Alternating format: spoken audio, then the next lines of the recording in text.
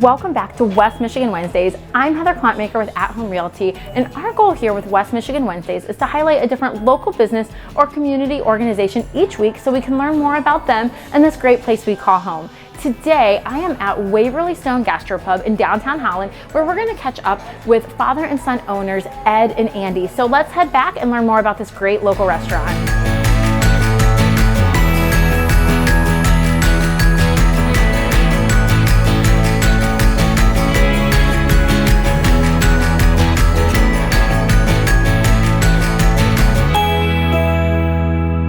So here we are inside with owners Andy and Ed, and they opened the doors in 2018. And so you guys are both amazing chefs, and I'm wondering what brought you here to downtown Holland for your restaurant?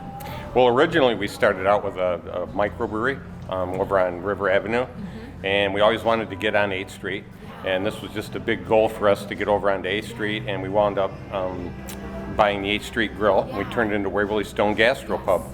Yes, and you know, with the name there, I was reading on your website some very interesting facts about the name and the connection to really our entire town's history. Can you guys talk a little bit about that and how you came to the decision to name it, you know, using that historical terminology? Yeah, well, Waverly Stone, there's a quarry over on Waverly Avenue.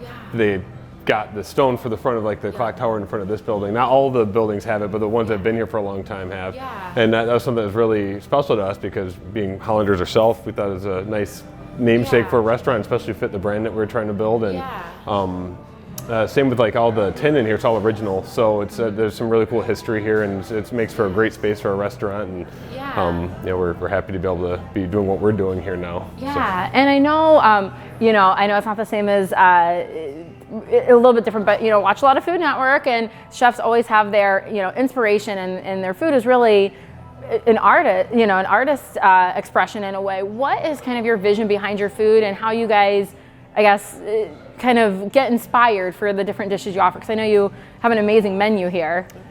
Well, I unfortunately worked for a major food service company. I did a lot of traveling to New York and Chicago and LA. And we saw lots of food over the last decade, and just the evolving different flavors, and basically we like to refer to our food as a global mashup. It's kind of a mixed mash of different flavors and cuisines. It's definitely American cuisine based, but we still like to take all those flavors and infuse all those different flavors into the food and the different dishes that we do here. Yeah, and I think that's really important as people do travel more these days and are exposed to so many different, you know, cultures and types of food, just to be able to bring your own twist to it. I think that's really cool. As far as what you enjoy making, is there anything on the menu that's your, you know, if somebody comes in, you say, this is the thing you got to try first, or this is, you know, my favorite thing to prepare? Anything like that for each of you? And it might be different. Well, we actually have okonomiyaki, which is a Japanese pub pancake essentially. So instead of a pizza, they might go to the pubs and have a beer and have an okonomiyaki, which in Japanese is how you like it, and typically would be with seafood and stuff. But what we do with ours, we use pulled pork and bacon, so it's a carnivore okonomiyaki. And it's like, you can't go wrong with bacon. Yeah, exactly. That's what we figure too. So we take the cabbage pancake, which is very large, very filling, very satisfying. And we make our own dashi, which is a traditional Japanese stock that we make in-house, and it adds a little bit of character to it as well. But it's really a fun dish to share with people because it's something some people have heard of, but haven't ever had, or if they haven't heard of it, are kind of intrigued by it because probably can't get anywhere else in Holland, Michigan. Not right now. Yeah, and that's something we're really proud to have on the menu since we started, and that's one of the dishes that we're really proud of for sure. So definitely.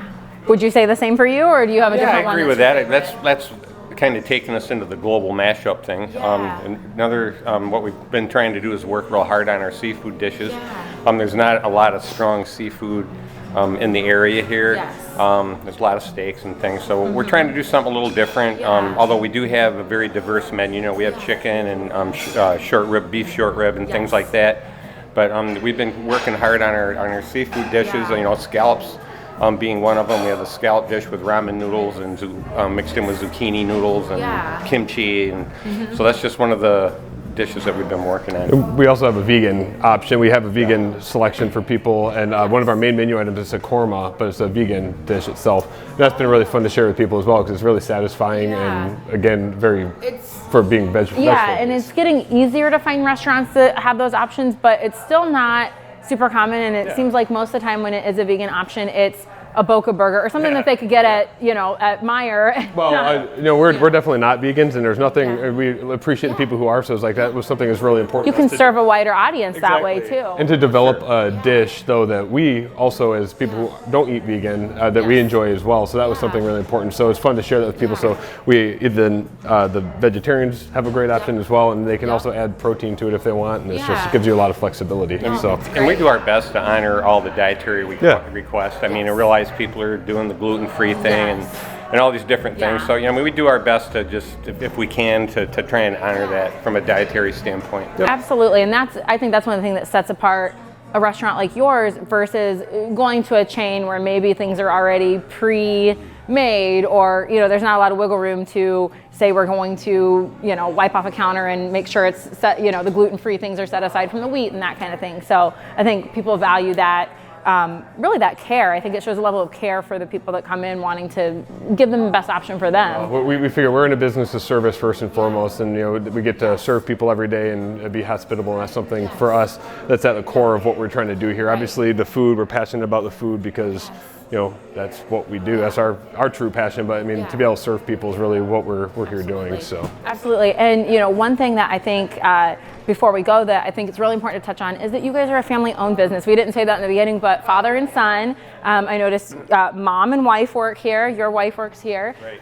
And so, I think that's a really special element, and I'm guessing that's how you felt about it as well. Oh, absolutely. It's been a real treat to be able to do what we get to do. Like I said, it's something, for him and being in the culinary field for so long, and for me to want to be in it, and then also we had an opportunity to be down here doing what we're doing is like really, really cool. So. Yeah, well, I am so happy that you guys are here and all of the amazing things. You had me at short rib. That will be the next thing that I try here.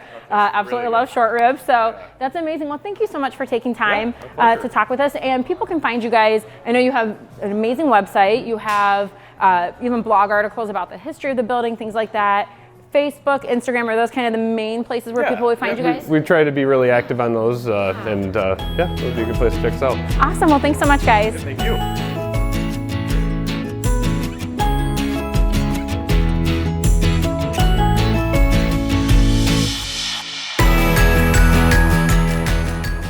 Thank you so much for joining us on this week's episode of West Michigan Wednesdays, where we featured Waverly Stone Gastropub here in downtown Holland.